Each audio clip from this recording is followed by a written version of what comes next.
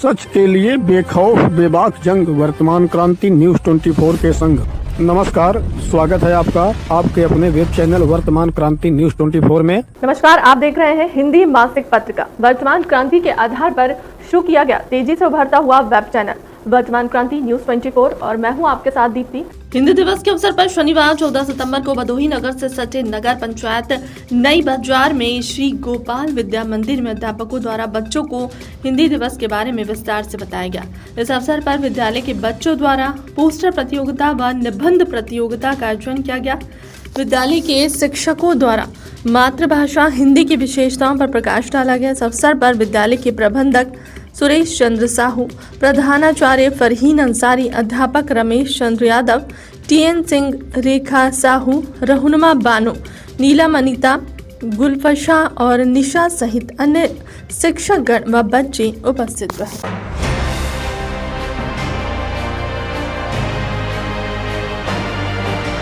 भदोही के सपा विधायक जाहिद बैग व उनकी पत्नी सीमा बैग पर शुक्रवार 13 सितंबर की रात मुकदमा दर्ज होने के बाद शनिवार 14 सितंबर को पुलिस अधीक्षक डॉक्टर मीनाक्षी कत्यान ने पत्रकारों से रूबरू होते हुए क्या कुछ कहा है। इसे दिखाने से पहले हम आपको बता दें कि सपा विधायक और उनकी पत्नी पर किन धाराओं में मुकदमा दर्ज किया गया है। आपको बता दें कि विधायक के घर पर रहस्यमय परिस्थितियों में किशोर वय नौकरानी की मौत के बाद पुलिस द्वारा की गई छापेमारी में एक अन्य किशोर वय नौकरानी को पुलिस ने बरामद किया था, जिसे पूछताछ के बाद प्रयागराज जनपद स्थित बाल कल्याण गृह भेजा गया है। पूछताछ के दौरान नौकरानी ने विधायक और उनकी पत्नी पर मात्र 1000 रुपये मजदूरी पर घरेलू काम करवाने का आरोप लगाया था। नौकरानी ने पुलिस को यह भी बताया कि विधायक व उनकी पत्नी कभी कभी मृतका व उसके साथ मारपीट भी किया करते थे, जिससे उभर कर मौत से 2-3 दिन पहले मृतका ने उसे घर छोड़कर भागने की बात भी कही थी।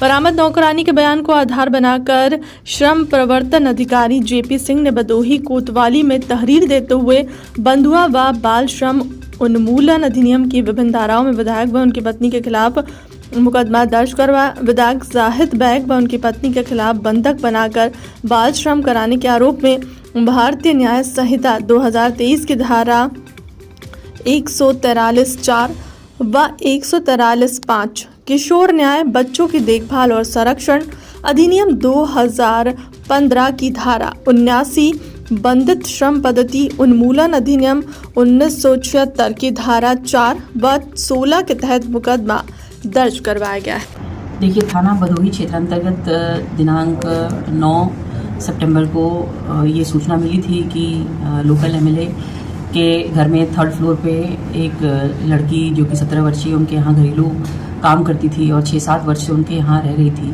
उसने फांसी लगा ली थी और उसकी मृत्यु हो गई थी। तो तत्पश्चात पुलिस की टीम और प्रशासन की टीम और फॉरेंसिक टीम वहाँ गई थी और वहाँ पर हर एंगल पर जांच पड़ताल हुई और बॉडी को कब्जे में लेकर के पोस्टमार्टम कराया गया और उसके बाद वहाँ सीसीटीवी फुटेजेस खंगाले गए और जो लड़की के पास एक मोबाइल था वो भी बरामद हुआ। कई लोगों के उसमें बयान लिए गए और उसमें जो एक और लड़की थी जो उसके साथ काम करती थी, जो कि 15 वर्षीय बालिका थी, वो नाबालिग लड़की थी और उसको फिर जॉइंट टीम के द्वारा जो अपने AHQ की टीम होती है और लेबर की टीम होती है और लेबर डिपार्टमेंट की टीम और जो CO हैं, जो नायब तहसीलदार हैं, मजिस्ट्रेट हैं, उन सभी के प्रेजेंस में वहाँ पे एक रेड की गई थी और इस नाबालिग बच्ची को भी वहाँ से रेस्क्यू किया गया था। जो बातें सामने आई उन बातों पे जो प्रथम दृष्टया कई जो अपने अधिनियम हैं उसका उल्लंघन पाया गया, जैसे लेबर एक्ट का इसमें उल्लंघन पाया गया और बॉन्डेड लेबर जैसी यहाँ पे स्थिति जो है इनके घर में चल रही थी। और ये भी बात सामने आई कि एक और लड़की भी यहाँ काम करती थी जिसकी शादी 22 में इन्होंने कर दी थी। तो नाबालिग बच्चियों को घर पे रख करके और उनसे घरेलू काम करके, तो इसमें शोषण की बातें भी जो जॉइंट टीम की जो रिपोर्ट है उसमें सामने आई है।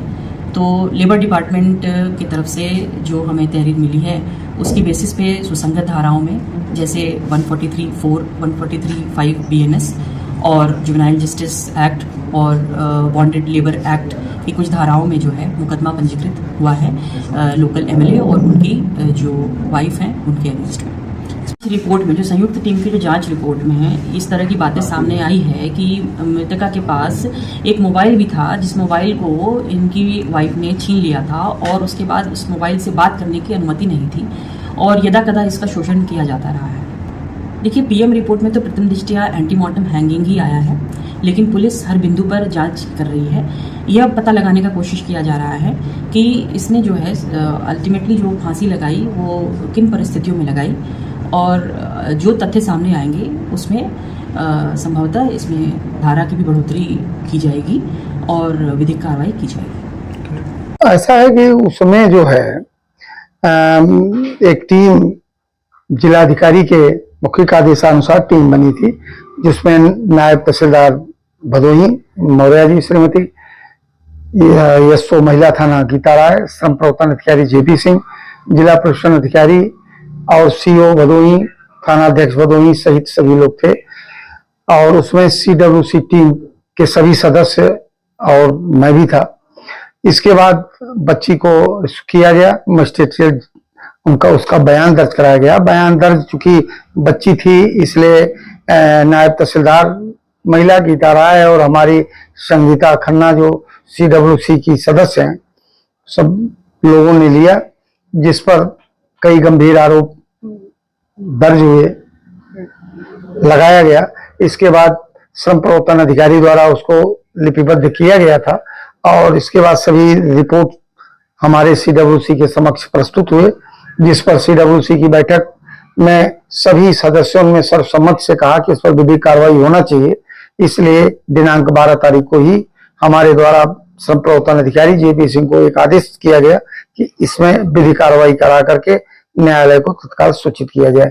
कई पैरावाइज बयान हुए हैं, जिस पर कि उसको देखने से ही आपको हम बता पाएंगे। उसकी सब कॉपियां हैं मेरे पास और वो जो बयान है वो बहुत गंभीर बयान है, जिसके आधार पर अब FIR की कॉपी आ जाने पर आ जाएगी मेरे पास, तब हम आपको बता पाएंगे इस पर। फिलहाल के लिए अब तक की खबरों में इतना ही। देश दुनिया की तमाम बड़ी खबरों के लिए बने रहे हमारे चैनल के साथ। नमस्कार।